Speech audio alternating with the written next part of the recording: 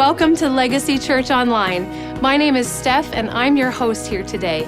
We're so happy that you joined us. This is an online community that meets every week to worship and hear a message from one of our pastors. We're going to get started soon, but here are a couple things that we wanted to let you know about first. If you'd like to get connected with us or stay up to date on what's happening around here by joining our mailing list, just head over to our website to sign up for that at lgcy.church. Our City Care ministry helps families in need all throughout our neighborhood every single month. They host a free outdoor market at the end of every month, giving away food, clothing, and basic necessities to people in our community. You can head over to the Church Center app right now if you'd like to volunteer to help with these events. Or if you're not able to help out in person, but you would like to offer support financially, you can do that by visiting lgcy.church/give or send an e-transfer to hamilton@lgcy.church. Please make sure to put a note on your donation that it is for City Care so we know where to send it. Thank you again so much for your support. Simply put, giving a tithe means giving a tenth. The Bible gives us countless examples of the principles of giving, as well as countless reminders of why we give.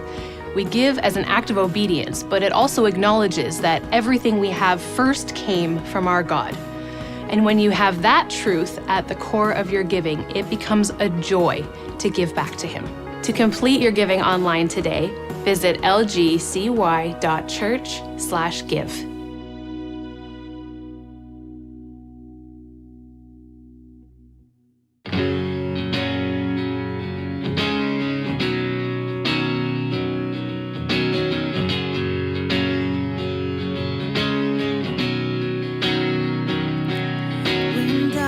Tries to roll over my bones,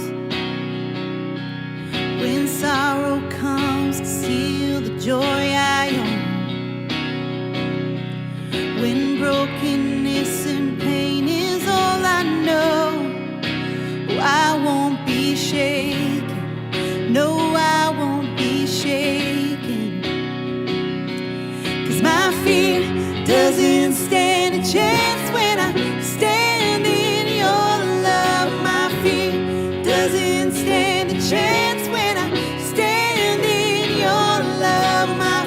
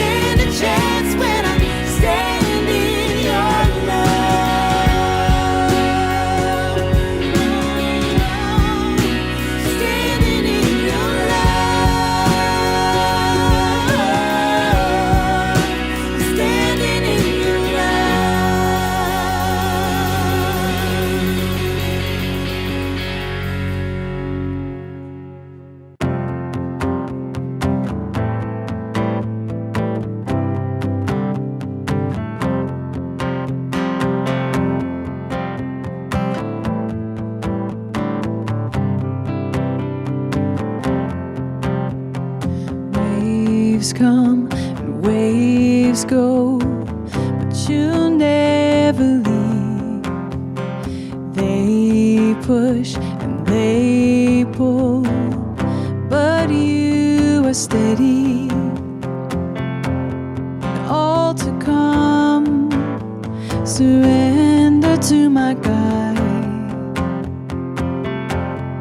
Every moment I'll find you.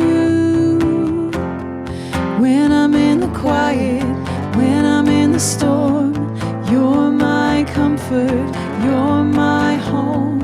Even when it's raging and thunder rolls, your love is bold. When I'm in the quiet, when I'm in the storm, you're my comfort, you're my home. Even when it's raging and thunder rolls, your love it holds. Your voice like home calls through the wind. In the unknown, you are my peace. When I cannot see the end, you're the hope I hold to. When I'm in the quiet, when I'm in the storm, you're my comfort, you're my home. Even when it's raging and thunder rolls, your love is bold. When I'm in the quiet, when I'm in the storm, you're my comfort, you're my home. Even when it's raging and thunder rolls, your love it holds.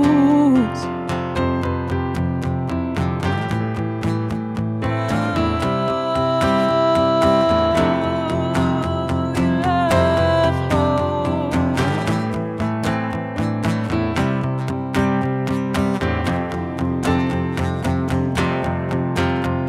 The thunder and the rain, your love remains the same, and I am found in you.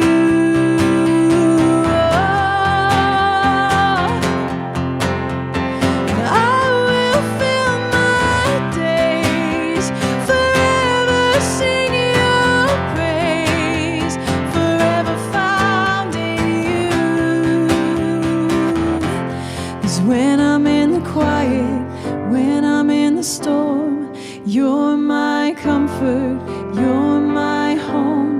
Even when it's raging and thunder rolls, your love is bold. When I'm in the quiet, when I'm in the storm, you're my comfort, you're my home. Even when it's raging and thunder rolls, your love it holds.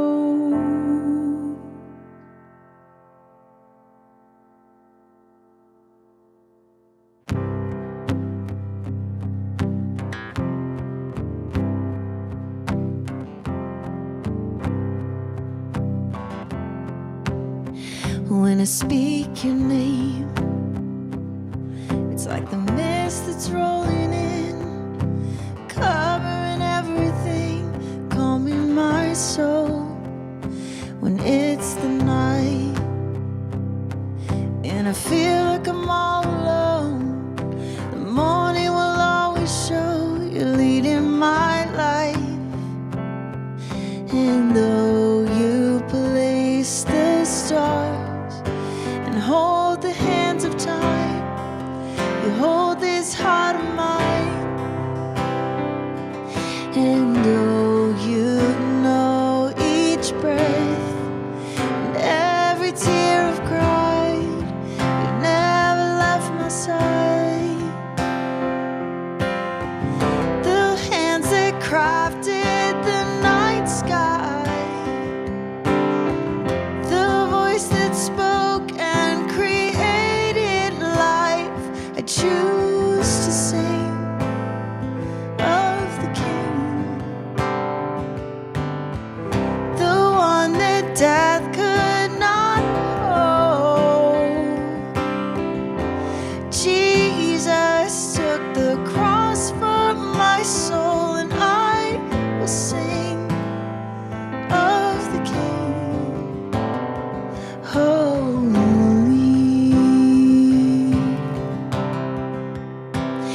my heart to chase things that leave a bitter taste. You never turn away, even when I do.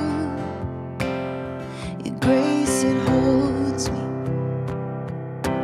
close when I didn't earn this love that overturns my heart to you. And though you place the stars and hold the hands of time, you hold this heart of mine. And oh, you know each breath and every tear I've cried. You've never left my side. The hands that crafted the night sky, the voice that spoke and created life, I choose to sing of the King, the one that death could not hold. Jesus took the cross for my soul, and I will sing of the King. Holy,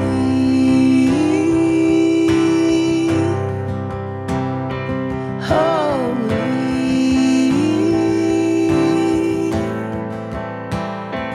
holy,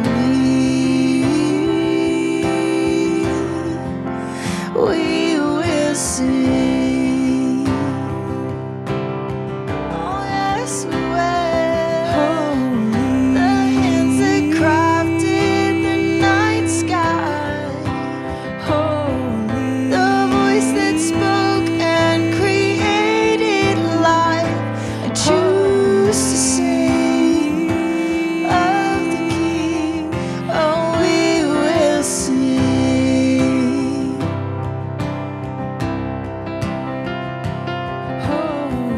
The one that death could not hold.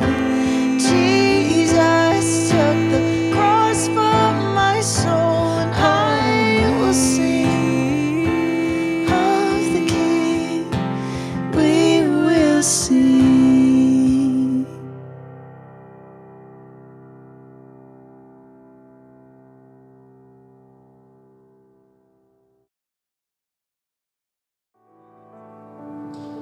God is doing something special. You say, well, how do you know that? Because it's been a struggle.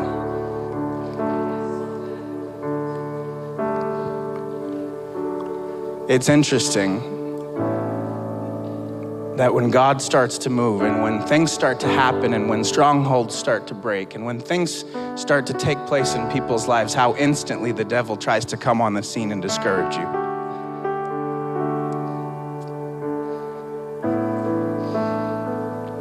And so I know God is doing something special across Legacy Church as a whole. And so today I want to just remind us that over the last few months we've been talking about the topic of faith. We just finished our series called Trust Fund, where we went, I don't know, was it 9 weeks? We did 9 weeks, which I believe to this point is the single longest series we have done as a church, as your lead pastors over the last 4.5 years. But we also, before that, we walked through our Legacy Faith series, and we kind of broke down what Legacy Faith was. Week 2, we got to talk about baby faith. We talked about maybe faith, talked about waiting faith. We talked about lazy faith, and then we ended with stating faith. And so through 9 weeks of our Trust Fund series and trusting in God, which is faith. And then we ended kind of this whole season around our Legacy Faith offering, and we're gonna talk about that in just a few moments. But how many know where you can hear all the stories, you can go through all the scripture, you can see what people went through, and you can be on that side of like, God, I'm standing in Legacy Faith. I've been so encouraged. I've heard all the stories, and now my faith is at an all-time high. There's always a group of people who are willing to dive in head first. But in the process, we can't all say that we're all at that level. Not everyone is always at that same season, in that same moment, and we've heard story after story, we've heard testimony. Throughout all of these series, we've heard testimonies and stories of what God has been doing, not just in our lives, but in lives of those who believe around the world. So we've seen what he's done in other people, through their lives, through their testimony. You say, well, I haven't seen it done in my life. I've heard, I've seen, but God, I haven't seen it in my life. God, did you hear me? God, were you listening? God, do you even care? I'm sure we've all at some point been in a position and we've been in a place where it's like, God, are you listening? God, do you care? I've been praying. I've been fasting. I've been believing. I've sown sacrificial seeds. God, are you there? Why is it happening for others? And I haven't seen it yet in my life. And because we haven't seen it in our lives, we start to change our theology to fit our situation, rather than submitting that to God. So today, I just want to spend the next few moments, very briefly, in giving us a bonus week of our Legacy Faith series, week 8, and I want to title this today, Doubting Faith. We've sacrificially given during the Legacy Faith offering. We've believed for healing. And you say, yet I'm in the same place that I was then. Prayer after prayer, fasting. I fasted for a week and I felt like nothing happened. And so we're all still waiting. God, will you do something in my life? And so because we're in a place where nothing has happened, we're starting to get doubting faith. And our trust in when we believe in him starts to fade away. Where once you trusted him to provide, you're now trying to make a way. Trying to figure out how to make it. Trying to figure out how to get to the next week. Where you once believed in miracles, and you believed that miracles were for today, you no longer think miracles can happen, especially for you. Where you once had legacy faith, you now have doubting faith. The weight of life and the world that we are living in has been crushing you. The pain of the past has tried to tell you that you're not worth it. Maybe you've been in a situation where you've tried every treatment. You've gone to every doctor. You've done everything that you were supposed to do. You've changed your diet.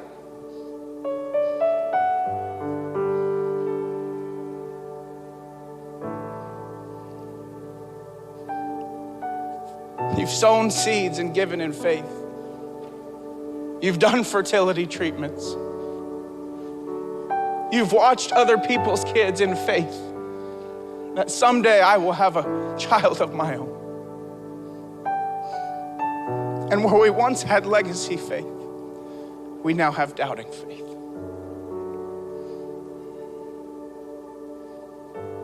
There are things that happen to us in our life that will challenge the way that we believe.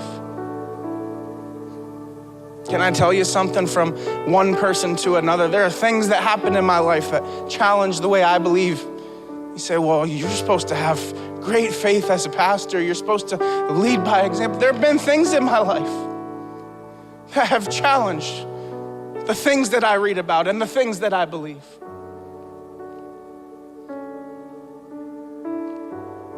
There are moments where I don't feel like he's my healer. There are moments where I don't feel like he's my provider.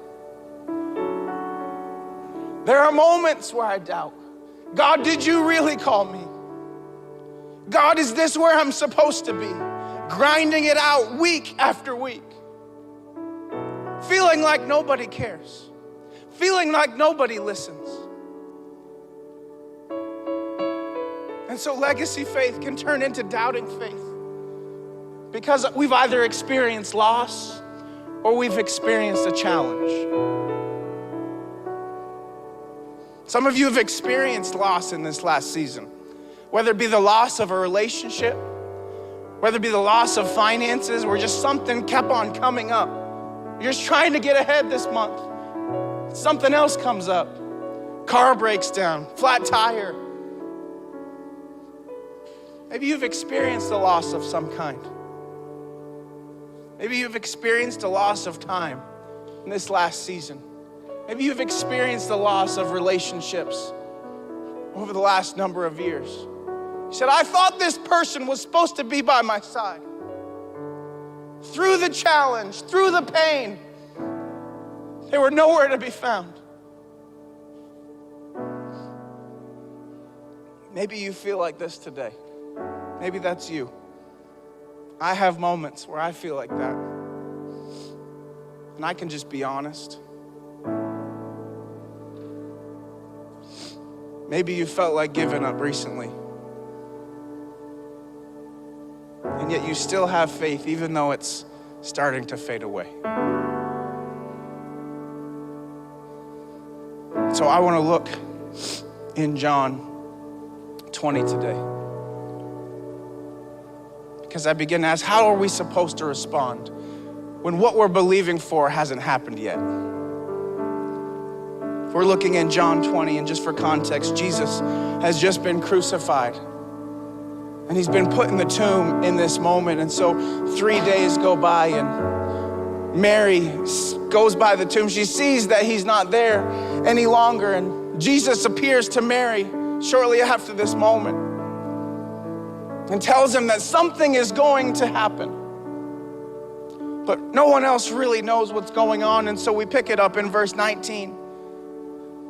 It says, that Sunday evening, the disciples were meeting behind locked doors because they were afraid of the Jewish leaders. In other words, they were afraid because they were associated with Jesus.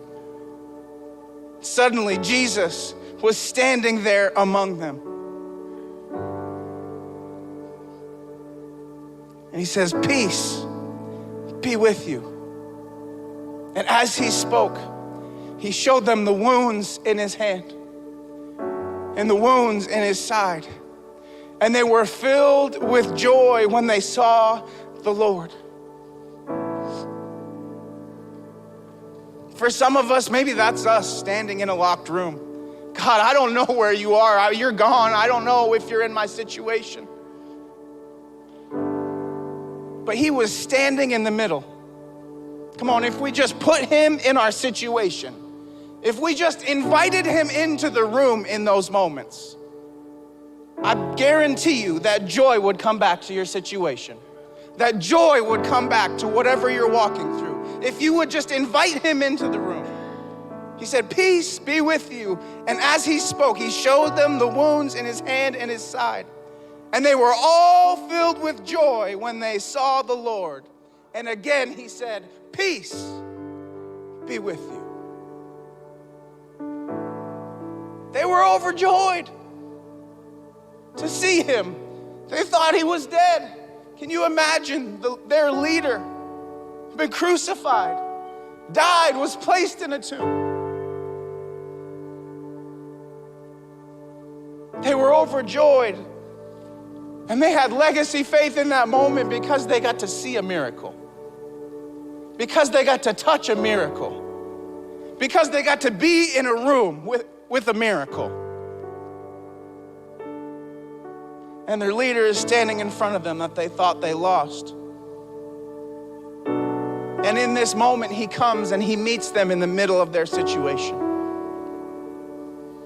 And they were all excited because God showed up for them. Has he ever showed up for you? Come on, I know there's a lot of people in here that have been through some hard situations, and God showed up for you. Maybe it was the way you weren't expecting, but he still showed up for you. He still provided. He brought healing. He brought life change. He showed up for you. Let us not forget what he has done. When you're going through it, when you're in the middle of the storm, let us not forget what he did back there. Because if he did it back there, he'll do it right here.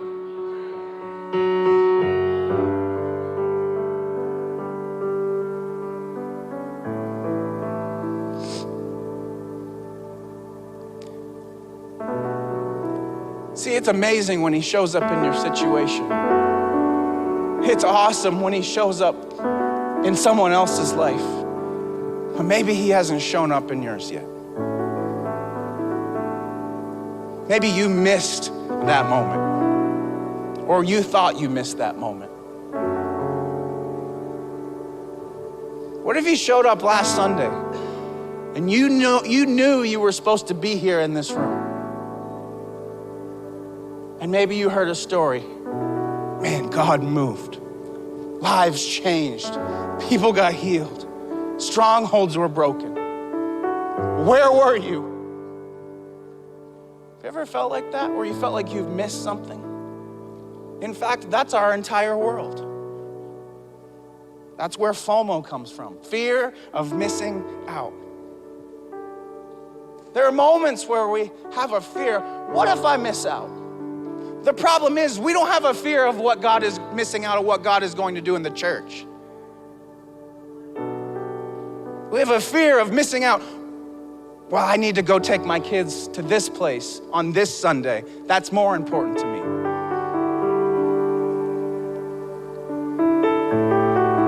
We encourage you to come every week. I want to show you in verse 24. It says, one of the 12 disciples, his name was Thomas. His nickname was the Twin. We're not talking about Danny DeVito and Arnold Schwarzenegger. We're talking about Thomas. I dated myself. See, Thomas, in this moment, he didn't get to experience this miracle. He wasn't there in this moment. It says he was not with the others when Jesus came. He wasn't there. We don't know why he wasn't there. Maybe he was out getting Big Macs for the boys because they were hungry. We don't know why Thomas wasn't there. But because he wasn't there in that moment, he missed out. And he comes back and they're all excited and they're all overjoyed. We just saw Jesus. He stood in the middle of this room. We saw him, we got to touch him, we got to experience a miracle. Can I tell you something? Sometimes life just happens. We see what happens for one. We feel like we miss a moment.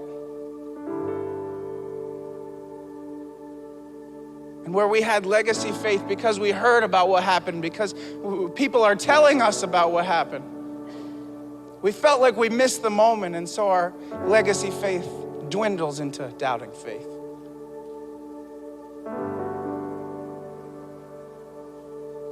I can guarantee you that if you're in the room today, there are going to be people that are going to be upset that they missed what God did today. I can guarantee it. See, everyone around Thomas was excited. They had just touched the miracle that was Jesus. Throughout this legacy faith story, and I hope this person is okay with me sharing this. When we took up our legacy faith offering, there was a person that attends this church. They told me a couple weeks later, they said, If you're wondering why there was 2 amounts in the offering, it's because we felt like during the service that we were supposed to clear out our savings account. Just felt that pressing from God, and we had to be obedient in that moment. And so this person told me this, and they said, Pastor Matt, you wouldn't believe. This past week, when they told me this story, this past week, my work came to me, and they said they were gonna give me a raise. But they're not only gonna give me a raise, they're gonna prorate that raise back to April of 2022. So Pastor Matt, could I tell you that because of my obedience, because of my stepping out in faith and making this sacrifice of clearing out my savings account, the amount of money that I just received from my job was exactly 4 times the amount that I cleared out of my savings account. Come on, God did it. He did it. But we can hear stories like that, and we can say, that's amazing, but I haven't seen it. That's awesome. I'm excited for you. God, what about me? God, I've been praying. God, I've been believing. God, I've stretched out my faith.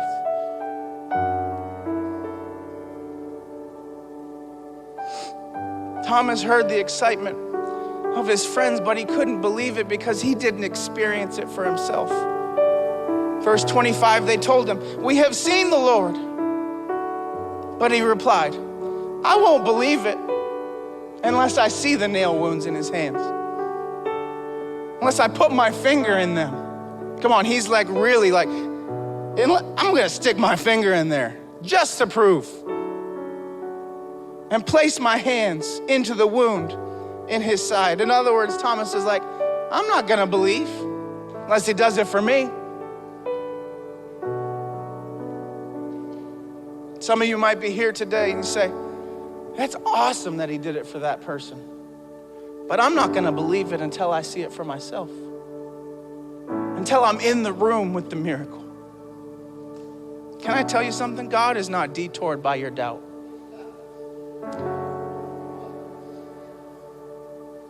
Thomas heard about the miracle that everyone else saw. We live in a world where we doubt everything unless we see it or experience it for ourselves. There's a point now where we can't even watch a video and know if it's real or fake.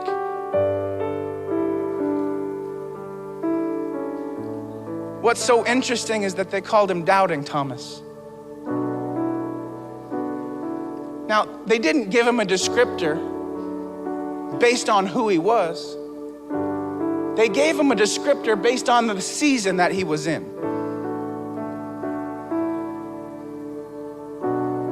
I think we've all been in that season.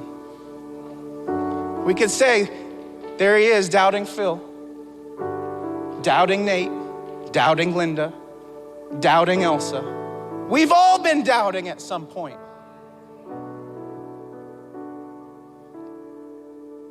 Some of us feel like this is who we are.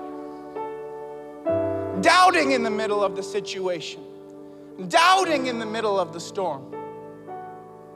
The thing was, Thomas wasn't always doubting. You can go home and read John 11. That's your homework. He wasn't always doubting. It was a season that he was in. But continuing on, because 3 things happened for Thomas in this season of doubting that I want to pull out.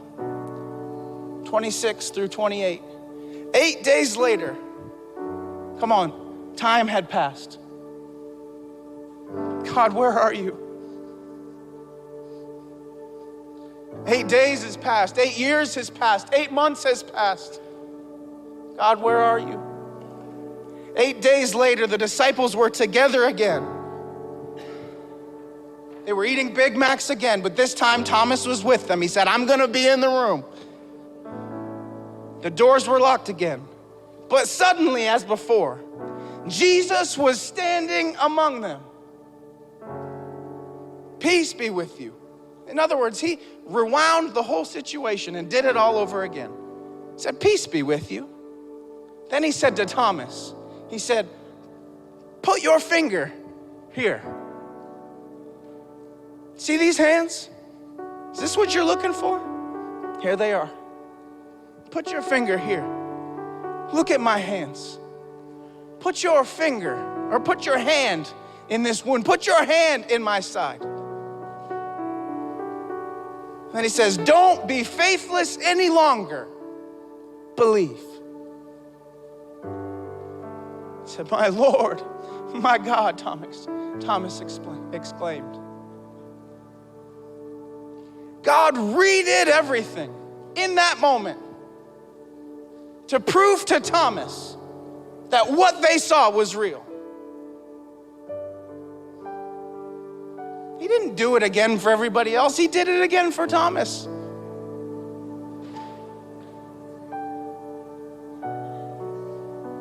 When God wants to heal doubting faith, He'll rewind the situation and He'll do it again just to prove that He is God. When God wanted to heal doubting faith, God would do something tangible. He said, touch my hands. You want to put your finger in the hole? Stick it in there. He needed to do something tangible for someone who was in a season of doubting. God wants to do something visual. He said, look at my hands. Touch my hands. Look at my hands. But then God will always do something in this moment of doubting faith. He will do something personal. You want to put your hand in my side? Can't get more personal than that. Why don't you come and put your hand in that wound? Put your hand in my side. God wants to do something tangible. He wants to do something visual, and He wants to do something personal. The reason he did this wasn't to answer the request of Thomas. The reason He did this was to get him to stop doubting.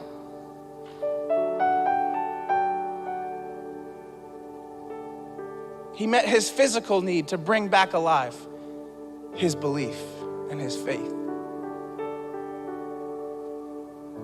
To build back his faith that was in doubt. I love verse 27. He said, don't be faithless any longer. I would challenge you today. Don't be faithless any longer. Because God's about to do something tangible. He's about to do something visible. And He's about to do something personal. Don't be faithless, church. Wake up. Wake up. Don't live in a season of doubt. He wants to show you, but you must open your eyes and believe. It was in this moment that when He touched him, when it became tangible, it was in this moment that when he saw his hands, it was in this moment that when He asked him to do something personal, that Thomas believed. What if someone came and met your need right now? Would you believe? What if someone came and provided that thing that you've been believing for your family, so that that weight and that pressure that has been on you can go? Would you believe? What if God healed you of that miracle right now that you've been praying for?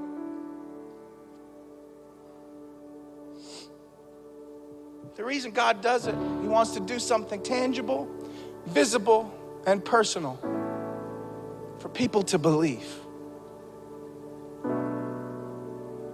that it's Him. That it's Him. What happens when God does something for someone else? When we have the right heart, when we have the right mindset, that person gets to share what God did. This is where I was, but this is what God did. I love that from a testimony I even heard yesterday of someone who got baptized. Said, my life has changed because of someone I know was healed of cancer.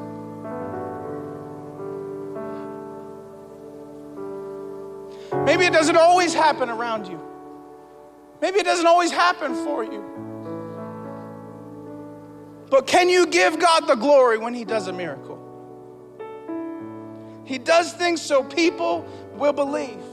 If he did it for them, then what is cancer to him?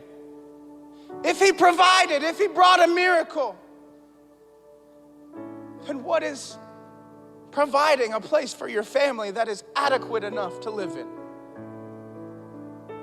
If he did it for them, what is providing a safe mode of transportation so you don't feel scared to load your newborn into the car? If he did it for them, he can do it for me. He does it so it can be believable. He does it so that he gets the glory. For God to build faith, he will do something tangible, visible, and personal. Can I tell you, church, that that's what this legacy faith offering was about from the beginning? I can tell you for a fact that the money that came in, we could have used every bit of it for ourselves. You can ask Simon. Simon's on the finance team. The finance team would have been happy to hold on to all of it. Because there's always something that we can do. But that was never the point. The point was to do something tangible, visible, and personal. How many know that seeds need to be planted? Seeds have to be planted.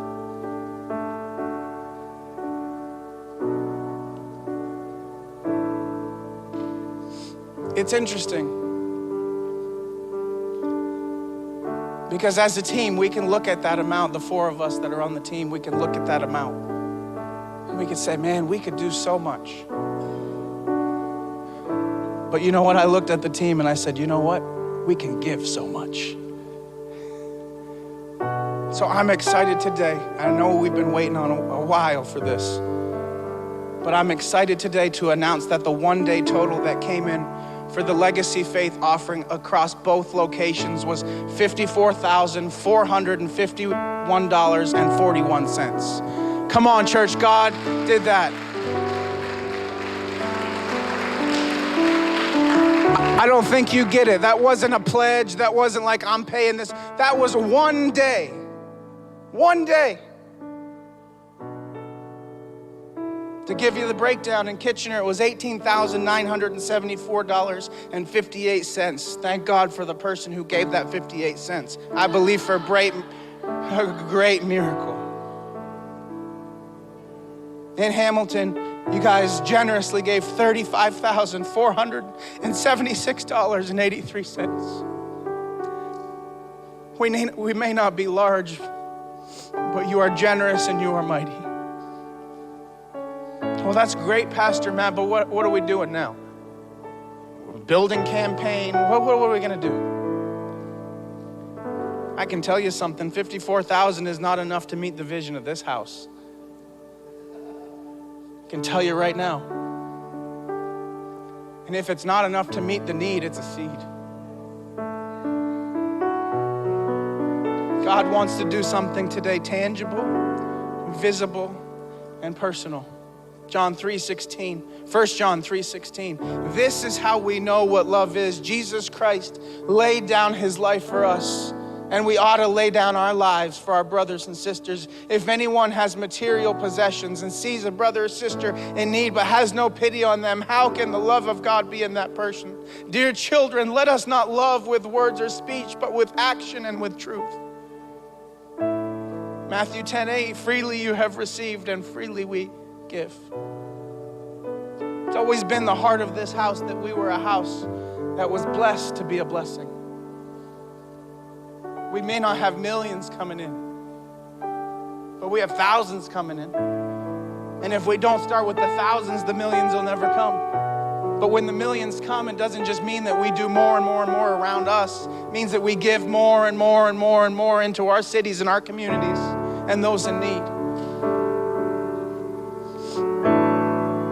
There's a blueprint given in Acts 1 that lays out the where and the how. Acts 1:8 says, "Ye shall be witnesses unto me both in Jerusalem and in all of Judea and in Samaria and to the uttermost parts of the earth." If you don't know what that means, the city of Jerusalem was where they were, their community that they lived in,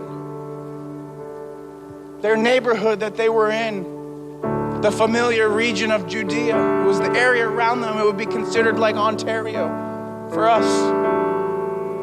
Then geographically further and culturally different, when the region of Samaria, it'd be like Canada of sorts.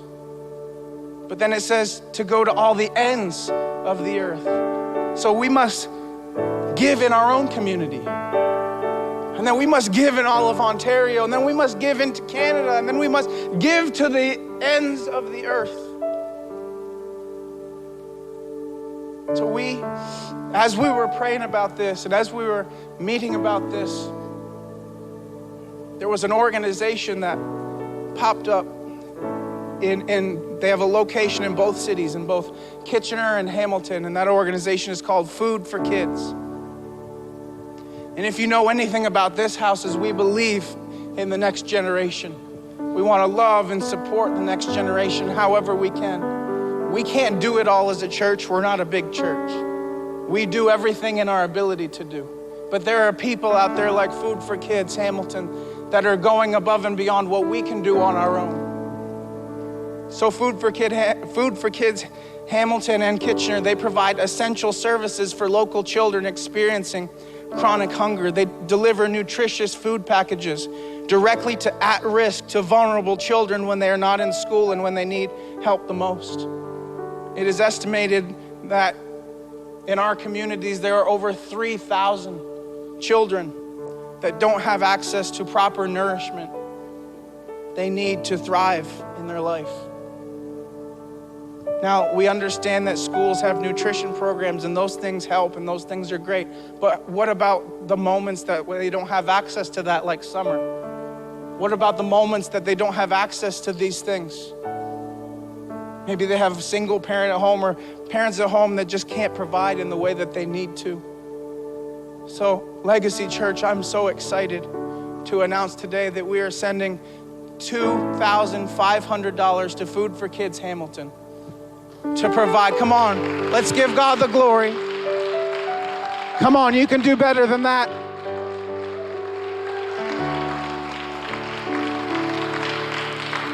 And Kitchener has matched that. So Food for Kids Kitchener-Waterloo is also giving $2,500.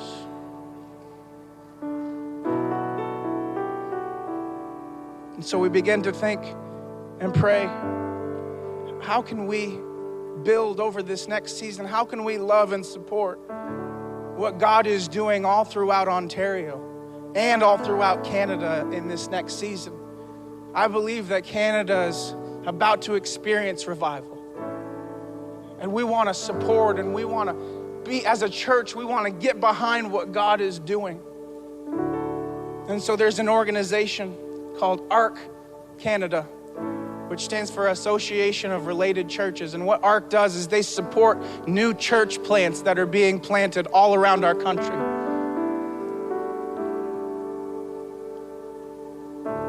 We actually know a number of churches around us, and we're friends with some people that were a part of an ARC church plant years ago in Kitchener. We actually have friends in Ontario that were part of a church plant. And so we thought, how much of a blessing could we be, not just to an individual church, but how much of a blessing could we be to the church across Canada? If we sowed a seed, it might not be much, but it's a seed that will produce a great harvest beyond what we could have done on our own. And so Legacy Church, I'm excited to announce that as a church, above and beyond even the Legacy Faith offering, we as a church are sending $5,000 to plant churches all throughout Canada. Come on, God did it. Because of your faithfulness, because of your obedience, God did it. The vision of our church is this, and I just want you to know this. It says we exist to see a thriving church in every community reaching people with the message of Jesus. Their mission: we help new and existing churches thrive by providing leaders with relationships, resources, and opportunities. I have a lot of the friendships that I have today because of ARC. We're not a part of ARC, but we're invited into that community to have those relationships that it's talking about. And I can tell you that ARC is doing something amazing across the nation of Canada. Now, what about the ends of the earth? How can we help the ends of the earth? Well, if you know our Kitchener location, which used to be called New Song Church, they've always had a heart for missions. They've always had a heart to reach the globe. And that's always been our heart as well. And there's a pastor that has come into Kitchener over the years. His name is Bishop Ken Camus. And he pastors an amazing church over in Nairobi, Kenya. God is moving and the church is growing. I think we have a picture there of the church that is growing. They're at capacity in their building. And they've been believing God for the first phase. They're building a new building. They've been believing God for just $1 million. It's just a small amount. I mean, you can't even build a house in Ontario for $1 million. They're believing for $1 million. There's pictures of the building that they're building right now. So they've been believing God for $1 million to come in for the first phase of their building project. And the church that they pastor is called Revival Sanctuary of Glory Church. Come on, we need some more descriptors in there. Come on, it's the Revival Sanctuary of Glory Church. I don't know that that would thrive in Ontario, but it's thriving there. And so above and beyond our Legacy Faith Offering, this isn't coming from Legacy Faith Offering. This is coming from the house. And I'm excited to announce today that above our Legacy Faith Offering, Legacy Church, we are sending $30,000 to build the church in Nairobi, Kenya. Yes, come on. Come on, God is doing it. Come on.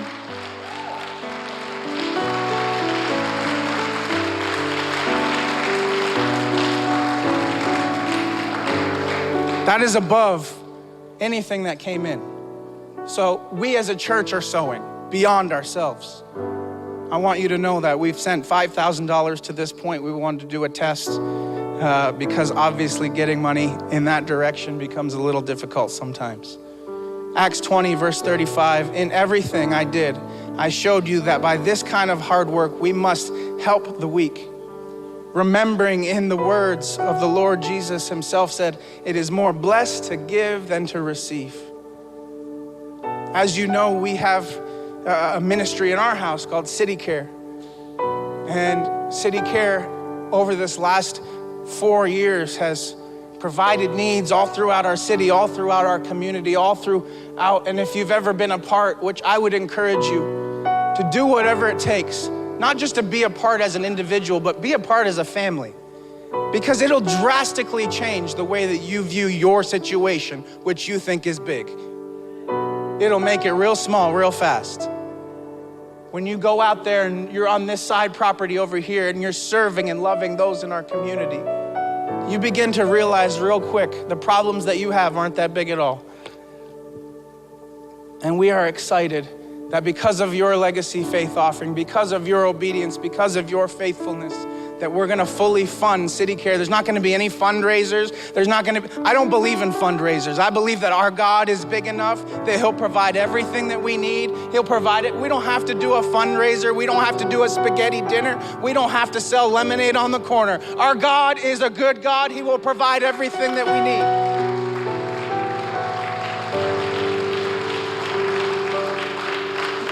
So you say, what does that mean, fully funded?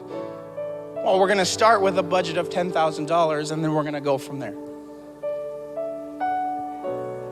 Because our God is a good God. He's either our provider or he's not. And he is our provider.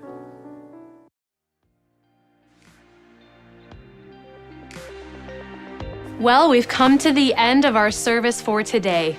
We know that when we come to God, not perfectly or with our lives completely in order, but with open ears and an open heart, we can leave better than how we came.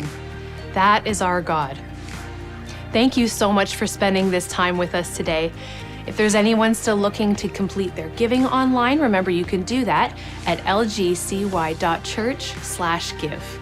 Okay, have a great week, and we look forward to seeing you back here again.